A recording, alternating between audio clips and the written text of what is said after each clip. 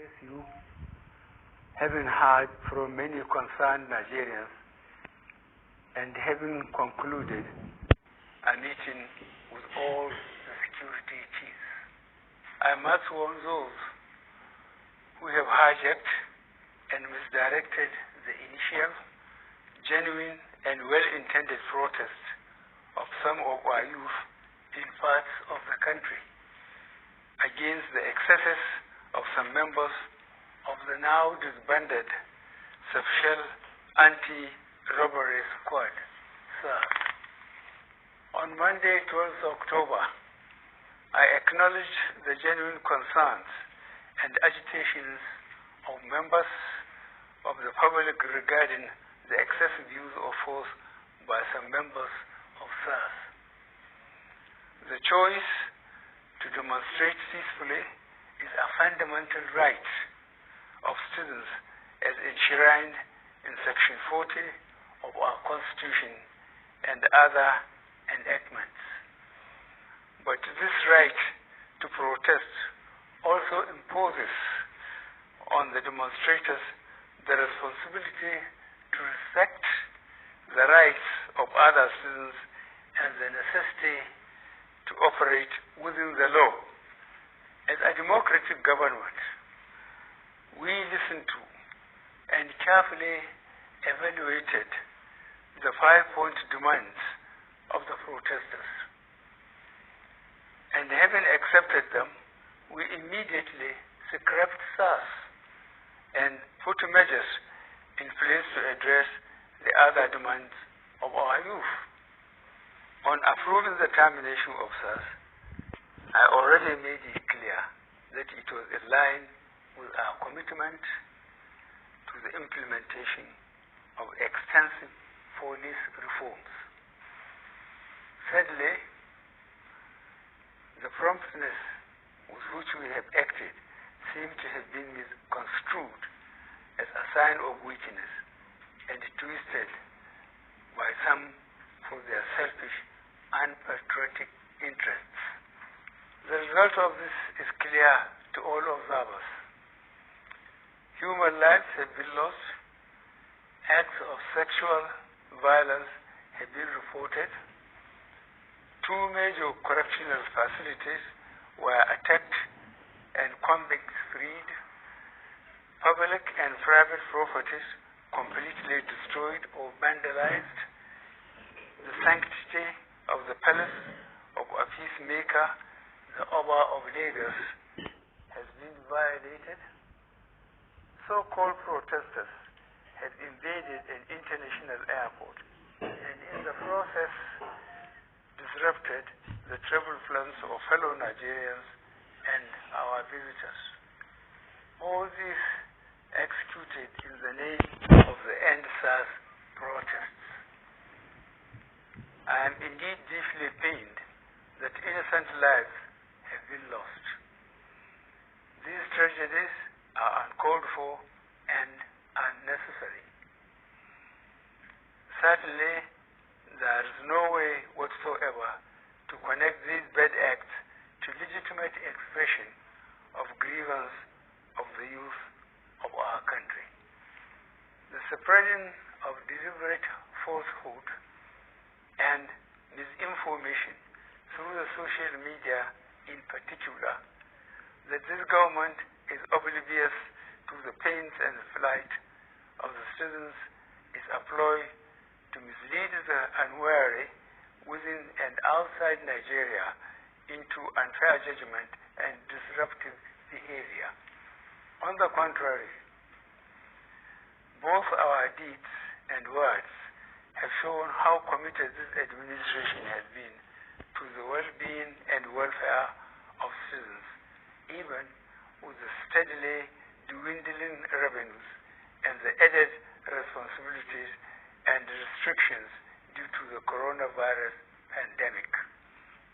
Government has put in place measures and initiatives principally targeted at youth, women, and the most vulnerable groups in our society. These included our broad plan to lift 100 million Nigerians out of poverty in the next 10 years. The creation of 75 billion Naira National Youth Investment Fund to provide opportunities for the youth and the micro, small, and medium enterprises survival fund, through which government is A. paying 3-month salaries of the staff of the 100,000 micro, small, and medium enterprises. B. paying for the registration of 250,000 businesses at the Corporate Affairs Commission. C. giving a grant of 30,000 Naira to 100,000 artisans. And D. guaranteeing market for the products of traders. These are in addition to many other initiatives, such as A. farmer money, B. trader money, C. market money, D. N-Power, E. N-Tech, and F. N-Agro. No Nigerian government in the past has methodically and seriously approached poverty alleviation like we have done. With regard to the welfare of police personnel, the National Salaries, Income and Wages Commission has been directed to expedite action on the finalization of the new salary structure of the members of the police force. The emoluments of other paramilitary services are also being reviewed upwards.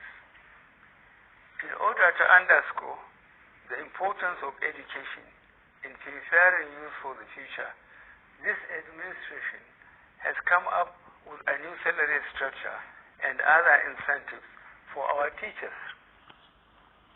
Let me at this point reaffirm the federal government's commitment to preserving the unity of this country. We will continue to improve good governance and our democratic process, including through sustained engagement. We shall continue to ensure that liberty and freedom, as well as the fundamental rights of all citizens, are protected. But remember that government also has the obligation to protect lives and properties, as well as the right of citizens to go about their daily businesses freely and protected from acts of violence. To our neighbors in particular, and members of the international community, many of whom have expressed concern about the ongoing development in Nigeria, we thank you and urge you all to seek to know all the facts available before taking a position or rushing to judgment and making hasty pronouncements. In the circumstances, I would like to appeal to protesters to note and take advantage of the various well-thought-out initiatives of this administration designed to make their lives better and more meaningful, and resist the temptation of being used by some subversive elements to cause chaos with the aim of truncating our nascent democracy. For you to do otherwise will amount to undermining national security and the law and order situation. Under no circumstances will this be tolerated.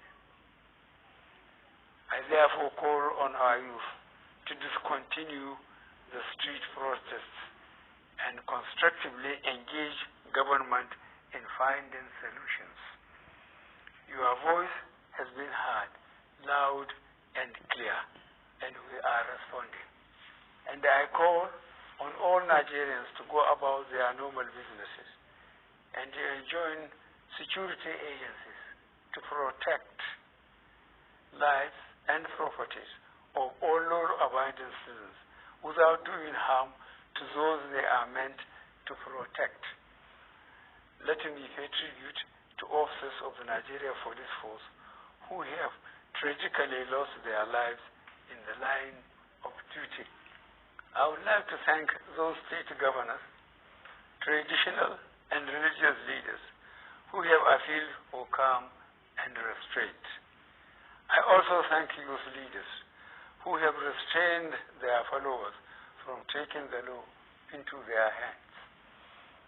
This government respects and will continue to respect all the democratic rights and civil liberties of the people, but it will not allow anybody or groups to disrupt the peace of our nation. Thank you all. God bless the Federal Republic of Nigeria.